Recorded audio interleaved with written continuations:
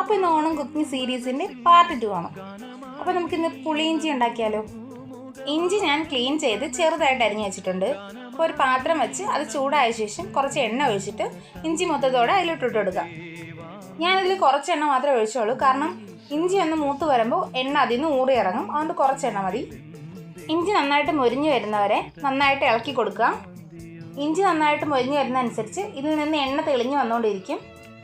ഞാനിതിൽ വേറെ എണ്ണയൊന്നും ആഡ് ചെയ്തിട്ടില്ല, ആദ്യം എടുത്ത എണ്ണ ഊറി വരുന്നതാണ്.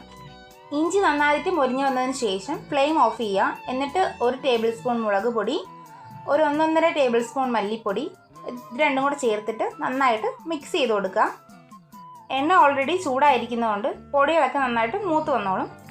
ഇത് വേറൊരു പാത്രത്തിലേക്ക് തണുക്കാനായിട്ട് മാറ്റി വെച്ചതിന് ശേഷം ഒരു പാത്രത്തിൽ കുറച്ച് എണ്ണ ഒഴിച്ച് അതിലേക്ക് കൊച്ചുള്ളിയും കുറച്ച് വെളുത്തുള്ളിയും കൂടെ ചേർത്ത് നന്നായിട്ട് മൂപ്പിച്ചെടുക്കുക. നന്നായിട്ട് മുറിച്ചതിന് ശേഷം നേരത്തെ ഇഞ്ചി മാറ്റി വെച്ച പാത്രത്തിലേക്ക് ഇതും കൂടെ മാറ്റി വെച്ച് തണുത്തതിന് ശേഷം നന്നായിട്ട് അരയ്ക്കുക. കുറച്ച് വെള്ളം കൂടെ ചേർത്തരയ്ക്കണം.